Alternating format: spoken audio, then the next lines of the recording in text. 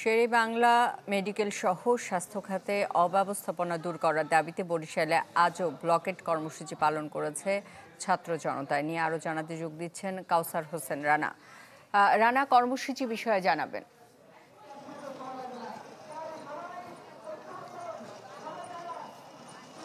হ্যাঁ সুস্মিতা, গত ১৬ দিন ধরে বরিশালের শেরেবাংলা মেডিকেল কলেজ হাসপাতালের স্বাস্থ্যসেবার উন্নয়নের দাবিতে আন্দোলন সংগ্রাম চালিয়ে যাচ্ছে সর্বস্তরের ছাত্র জনতার ব্যানারে এখানকার আন্দোলনকারীরা। এবং গত ৫ দিন তারা কিন্তু এই বরিশালের কেন্দ্রীয় নতুলাবাদ বাস টার্মিনাল এলাকায় ধারাবাহিকভাবে ব্লকেট কর্মসূচি চালিয়েছে সড়ক অবরোধ করে।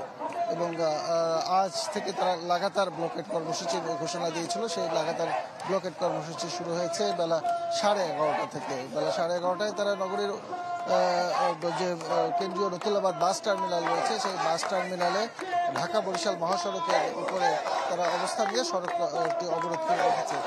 একটু বলি যে এখান থেকে উত্তর দিকে ঢাকা এবং দক্ষিণের যে বরিশাল বিভাগের বাকি যে জেলাগুলো রয়েছে সেই জেলাগুলোর সাথে সংযোগ স্থাপন করে এই কেন্দ্রীয় নতুলাবাদ বাস টার্মিনালের এই মোড়টি।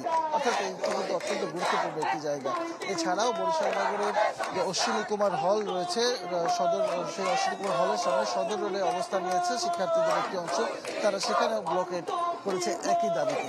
যদিও আমরা যেটুকু জেনেছি যে এই মহাসড়কের দুই প্রান্তে যে বাইপাস রয়েছে সেখান থেকে কিছু গাড়ি সরিয়ে দেওয়া হচ্ছে, যার ফলে তারা এখান থেকে যে অন্য যে যানবাহনগুলো রয়েছে সেগুলো যেতে পারছে।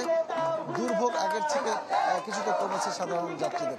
তবে এখানে যারা আন্দোলনকারী তারা বলছেন যতদিন স্বাস্থ্য উপদেষ্টা বরিশালে এসে সিরাজুল হাসপাতালের বর্তমান পরিস্থিতি না দেখবে ততদিন পর্যন্ত তাদের এই আন্দোলন চলবে। এই ছিল এখানকার সর্বশেষ। রানা, আপনাকে ধন্যবাদ। বরিশালে চলছে ছাত্র জনতার ব্লকেট, স্বাস্থ্য খাতে অব্যবস্থাপনা দূর করতে এই বিষয়ে জানাচ্ছিলেন কাউসার হোসেন রানা।